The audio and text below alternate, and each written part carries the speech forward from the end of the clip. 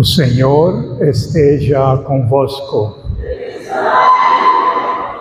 Proclamação do Evangelho de Jesus Cristo segundo João.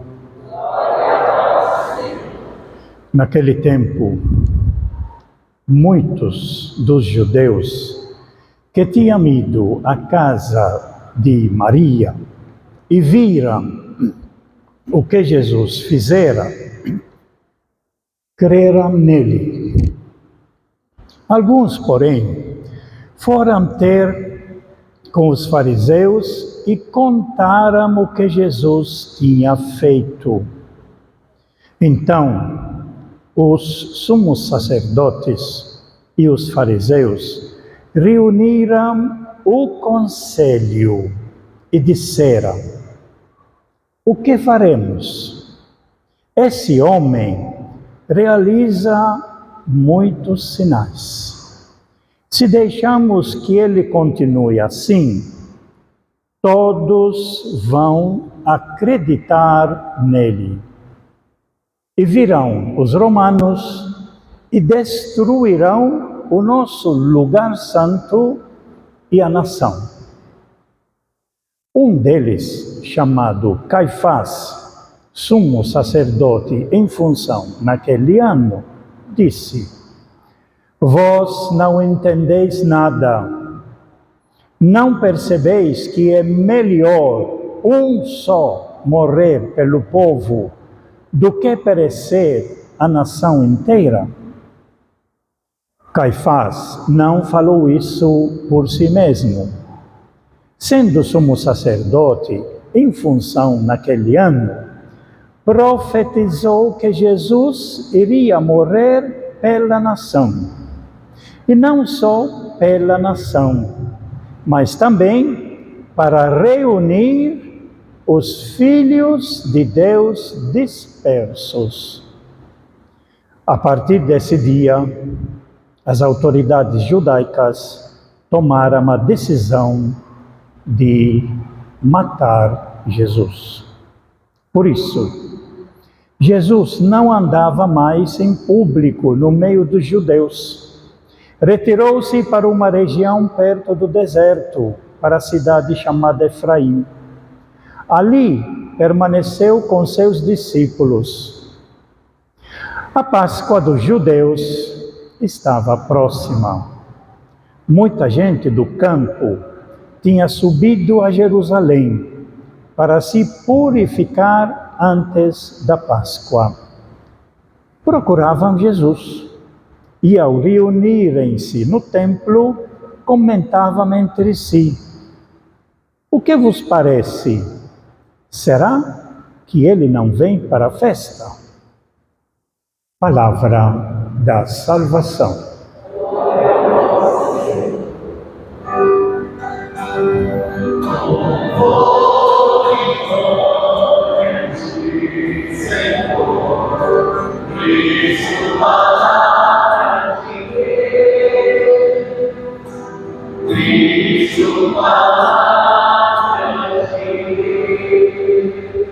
Que estas palavras sirvam para o perdão de todos os nossos pecados.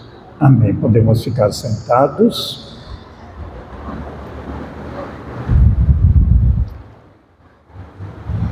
Hoje é o último dia da Quaresma. E durante esse tempo todo, nós fizemos 5 domingos da Quaresma, iniciando um pouco antes com a quarta-feira de cinza. E nos 5 domingos da Quaresma, a Igreja vem nos fornecendo leituras profundas. Os últimos 3 domingos, as 3 leituras importantes tiradas do Evangelho de João. Nós vimos Jesus que vai ao encontro da samaritana para conquistar os samaritanos, que no final declaram para todo mundo: esse Jesus realmente é o Salvador do mundo. Algo que aparece aqui na nossa leitura, na palavra de Caifás: vós não entendeis nada. Não percebeis que é melhor um só morrer pelo povo do que perecer a nação inteira? E Caifás não falou isso por si mesmo, sendo sumo sacerdote, em função daquele ano, profetizou que Jesus iria morrer pela nação, e não só pela nação, mas também para reunir os filhos de Deus dispersos. E os samaritanos fizeram essa declaração antes, quando perceberam que Jesus quebrou todos os preconceitos e deu valor a todo o ser humano, porque Deus de Jesus Cristo, que é o nosso Deus, acredito eu, é um Deus que quer o bem a todas as pessoas e não quer fazer distinção nenhuma, quer o bem a todos. Depois nós vimos no quarto domingo, também da leitura do evangelista João, o cego de nascença. Jesus que dá a luz, abre os olhos para as pessoas poderem ver e caminhar, fazer o seu próprio caminho, cada um diferente do outro, mas tudo com a mesma finalidade de vivermos o projeto de Deus, a construirmos esse mundo novo com a paz, a fraternidade, que inclusive é o tema da campanha da fraternidade, necessita o mundo das nossas mãos, do nosso trabalho, para podermos construir esse mundo novo, sem fome, sem miséria, sem guerra, com amor, com fraternidade, isso que nós vamos rezar mais tarde na oração da campanha da fraternidade. E depois nós vimos a leitura de Lázaro. O reavivamento, alguns falam o reavivamento de Lázaro, outros chamam a ressurreição de Lázaro. E foi essa gota d'água final, a ressurreição de Lázaro, que mexeu muito com as autoridades e que eles se reuniram e tomaram uma decisão, naturalmente, como nós lemos aqui, de matar Jesus. Mas essa ameaça contra Jesus, ela vem vindo antes. Já no capítulo 8, isso quando Jesus teve um debate grande com as autoridades judaicas, ele chamou eles, que o Deus deles não é nem, o pai deles não é nem Abraão e nem Deus verdadeiro, mas o Deus dele é o diabo, porque eles fazem as coisas do diabo, quer dizer, destruir e matar. Algo que no capítulo 10 Jesus vai explicar muito bem. Eles vêm para roubar, matar, tirar a vida das pessoas, por tudo aqueles que organizam. Depois, no capítulo 10, naquela história realmente do bom pastor, onde Jesus diz exatamente essa frase para as autoridades, quando Jesus vai mostrar que eu e o Pai somos um, e eu sou o enviado do Pai, e o Pai está em mim e eu estou no Pai, também eles vão tentar perseguir Jesus, e quando Jesus percebe que está sendo perseguido, Jesus se retirou de novo para o outro lado do Jordão, para o lugar onde antes João batizava, e lá permaneceu. Existe um plano para tentar prender Jesus. Isso a igreja vem nos apresentando, essas leituras, nesses últimos 15 dias principalmente, durante a semana. Por isso que a leitura de João, ela não faz parte daquele rodízio que nós fazemos, Mateus, Marcos e Lucas, porque o Evangelho de João ele vai ser lido nos momentos mais importantes das festas litúrgicas que nós celebramos. E principalmente agora, antes da Semana Santa, nós temos essas leituras de João, mostrando que ele veio para salvar e para redimir. Mas as autoridades, eles não gostam das atitudes de Jesus. Há uma perseguição constante. No capítulo 11, onde nós lemos a leitura do reavivamento ou a ressurreição de Lázaro, depois disso, Jesus começou a ter muitos seguidores. E aí nós temos um texto no Evangelho, capítulo 11, onde as autoridades ficam tão preocupados porque agora eles percebem que o povo que até então acreditava neles, agora eles estão deixando de acreditar neles e estão acreditando agora em Jesus e seguindo Jesus. Por isso, no capítulo 11, ele vai dizer aqui um texto muito importante, que agora os judeus decidiram não só matar Jesus, mas matar também o Lázaro. A ressurreição de Lázaro foi um momento muito importante na decisão das autoridades para tirá-lo. No Evangelho de João, a primeira parte, ele vai mostrar 7 sinais, e esses sinais incomodaram muito as autoridades, porque através desses sinais, muita gente vai passar de seguir eles e agora passam a seguir Jesus. Isso é a preocupação grande que as autoridades têm. Se todo mundo vai atrás de Jesus, como é que nós vamos ficar? Se eles mudam de opinião e dão valor à vida, eles vão nos deixar, o templo vai ficar vazio, e aí nós vamos fazer o quê? No fundo, a leitura de hoje vai mostrar exatamente essa ideia. Nós estamos perdendo. Para não perder, nós temos que acabar com esse homem. Então, diz assim, muita gente dentre os judeus ficaram sabendo que Jesus estava aí em Betânia, então foram aí, não só por causa de Jesus, mas também para verem Lázaro, que havia ressuscitado dos mortos. Então os chefes dos sacerdotes decidiram matar também o Lázaro, porque por causa dele, muitos dos judeus deixaram seus chefes e acreditaram em Jesus. Esses detalhes são muito importantes a gente perceber para a gente descobrir que houve um processo grande até chegar à morte de Jesus na cruz. Houve bastante brigas, bastante debate, houve bastante perseguição. E no final, como disse aqui o sumo sacerdote, a partir desse dia, eles decidiram matar Jesus. Hoje é o último dia da Quaresma.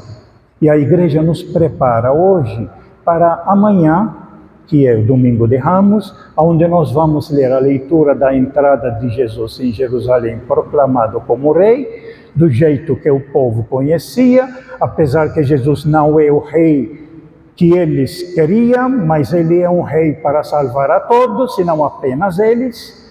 Mas depois, na missa de amanhã, nós vamos ler toda a leitura da paixão, passo por passo o que aconteceu. E é muito importante a gente seguir essa leitura. E na Semana Santa, nós vamos seguir então os passos para chegar até Sexta-feira Santa, onde na celebração nós vamos ler a leitura da paixão tirada do Evangelho do evangelista João. Eu sugiro para vocês lerem um pouquinho mais durante essa semana, ficar um pouquinho mais calmos, assim, ter um pouco mais de tempo para refletir, principalmente ler a paixão de Jesus Cristo, que vai apresentar de Mateus e de João todo ano, na Sexta-feira Santa, é a mesma leitura. Jesus veio, na realidade, para realizar aquele sonho que o profeta Ezequiel nos mencionou na primeira leitura. O profeta Ezequiel, ele está no Antigo Testamento 570 ou 60 anos antes de Cristo, mais ou menos. O profeta Ezequiel está na escravidão no Egito. Quem está na escravidão anseia pela liberdade, anseia para ter uma vida nova. E isso que o profeta Ezequiel ele vai tentar traduzir, mas somente para esse povo de Israel que está escravo com ele lá na Babilônia. Por isso que ele diz aqui, falando de Deus, eu mesmo vou tomar os israelitas que estão presos, que estão escravizados, do meio das nações para onde foram, vou recolhê-los de toda parte e reconduzi-los para a sua terra. Esse é o desejo da liberdade, a liberdade que eles querem. Farei deles, é a palavra de Deus, farei deles uma nação única no país. É lógico que o profeta Ezequiel está pensando no seu povo. Jesus veio depois e ele pensa em todos os povos. E essa é uma grande diferença entre o Antigo Testamento e o projeto de Jesus. Quem fica somente no Antigo Testamento vai só sempre pensar em si, na sua família, na sua nação. Só nós. Quem segue Jesus Cristo vai perceber que todos somos filhos de Deus e que Jesus quer o bem a todos e que o Pai que nos criou quer salvar a todos e quer libertar a todos para vivermos como irmãos. Há uma diferença grande. Aqui é a salvação para a nossa nação. No Antigo Testamento, Jesus, a salvação é para todos os povos. Isso é muito bom, muito importante a gente perceber. Por isso que quem lê muito o Antigo Testamento fica com esse sentimento muito egoísta, muito pensar em nós, em nós, em nós. E os outros são as nações. Jesus nos trouxe essa grande novidade e essa mentalidade que nós precisamos mudar ela. Isso é a conversão. Em vez de pensar só em nós temos que pensar em todos, porque todos somos filhos do mesmo Pai. Farei deles uma nação única no país, nos montes de Israel, e apenas um rei reinará sobre todos eles. Então o rei, quem seria esse rei? É Deus que vai ser o rei. Deus que enviou o seu Filho, que vai se tornar então o Rei dos Reis, que é a festa que nós celebramos no último domingo do ano litúrgico, a festa de Cristo, Rei do Universo. Porque se nós seguimos o projeto de Jesus com todo o seu ensinamento, e todos ouvem esse projeto de Jesus, nós não brigamos mais. Nós não faremos mais guerras, porque os outros são irmãos nossos. Como é que eu vou brigar com meus irmãos? Eu tenho que ajudá-los a viver e eles têm que nos ajudar a viver. Continua dizendo aqui, nunca mais formarão duas nações, nunca mais se dividirão, quer dizer, nem tornarão a dividir-se em dois reinos, não se mancharão mais com seus ídolos, quer dizer, não adorarão falsos deuses que os levam à ganância, à dominação, e nunca mais cometerão infames abominações. Eu os libertarei de todo o pecado que cometeram em sua infidelidade, e eu os purificarei. Isso tudo o que Deus deseja para todos nós. Jesus nos mostrou como. E aí a igreja nos põe aqui a palavra de Jesus na campanha da fraternidade. Cabe a nós agora realizar esse plano, esse desejo de Deus. Nós somos as mãos de Deus, nós somos os pés de Deus. Nós somos o amor de Deus para mostrar a todos nossos irmãos. Eles serão o meu povo e eu serei o seu Deus. Meu servo Davi reinará sobre eles. Davi foi um rei muito importante porque conseguiu unir o povo. Conseguiu o que estava dividido, conseguiu fazer um só. Mas o novo Davi não vai unir o seu povo só, mas vai unir todos os povos do mundo, como disseram os samaritanos. Viverão segundo meus preceitos, e haverá entre eles o único pastor, e guardarão minhas leis, pondo-as em prática. Habitarão num país que dei ao meu servo Jacó, onde moraram vossos pais. Ali habitarão para sempre, também eles com seus filhos e netos. E meu servo Davi será o príncipe para sempre. Davi vai ser Jesus Cristo. Esse que é o novo príncipe que Jesus Cristo, que Deus nos enviou. Farei com eles uma aliança de paz. Esse é o projeto de Deus. Esse é o projeto de Jesus. Construir a paz. Que Mateus já coloca no início nas bem-aventuranças. Felizes os que promovem a paz, porque deles é o reino de Deus, o reino dos céus. A nossa missão como cristãos, como batizados, como católicos, é exatamente essa, sempre construir a paz. Nós somos os braços de Deus. Dai-lhes vós mesmos de comer. Nós temos que nos organizar. Essa é a nossa responsabilidade. Farei com eles uma aliança de paz. Será uma aliança eterna para todos e para sempre. Eu os estabelecerei e multiplicarei no meio deles, colocarei meu santuário para sempre. O santuário que no Antigo Testamento era o templo, o santuário para nós agora é Jesus Cristo, o novo templo. Destruam esse templo e eu reconstruirei em 3 dias. Estava se referindo ao templo do seu corpo. O novo templo não é construção de pedras. Lembram da Samaritana? Os adoradores que o Pai deseja vão adorá-lo em espírito e verdade. A maneira de viver será a nossa adoração para Deus. E a maneira de viver é a construção da fraternidade e da paz. Minha morada estará junto deles. É Jesus agora que está junto de nós, presente no meio de nós. Eu serei o seu Deus e eles serão o meu povo. Assim as nações saberão que eu, o Senhor, santifico Israel. Agora, quem santifica Israel? Deus santifica todos os povos, e não apenas Israel. Por estar no meu santuário, no meio deles para sempre. E Jesus, agora, no Novo Testamento, ele estará conosco para sempre. É assim que termina o Evangelho de Mateus. E eu estou com vocês até o fim dos tempos. Mas, para fazer isso, lhe custou a vida. Jesus nos salvou não pelo seu sofrimento. Jesus nos salvou pelo seu amor. Pelo seu amor por nós, dedicando a sua vida, lhe custou o sofrimento. A importância não está no sofrimento. O sofrimento é consequência. A importância está no amor. Assim como a mãe, quando ama o filho, ela ama o filho, mas vai lhe custar a vida. Vai lhe custar o sacrifício. O valor não está no sacrifício. O valor está no amor. Mas vai lhe custar a vida. Esse é o processo que Jesus Cristo nos ensinou.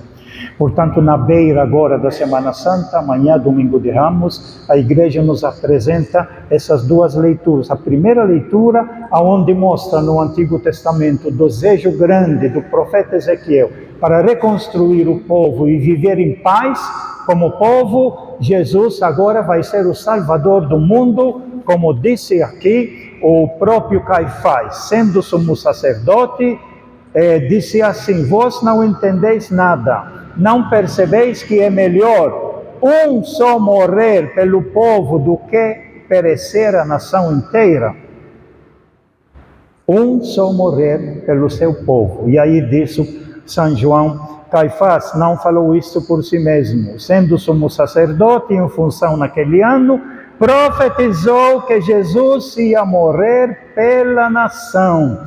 E não só pela nação, mas também para reunir os filhos de Deus dispersos. Assim como os filhos de Deus no Antigo Testamento, na época de Ezequiel, estavam dispersos, escravos na Babilônia, e ele vê a libertação deles que Deus vai realizar, assim o povo disperso no mundo todo, nessas guerras e nessas brigas, mas se aceitarmos o projeto de Jesus, com seu amor, com sua compaixão, com sua misericórdia, consegue reunir todos o povo do mundo todo e seremos um só povo.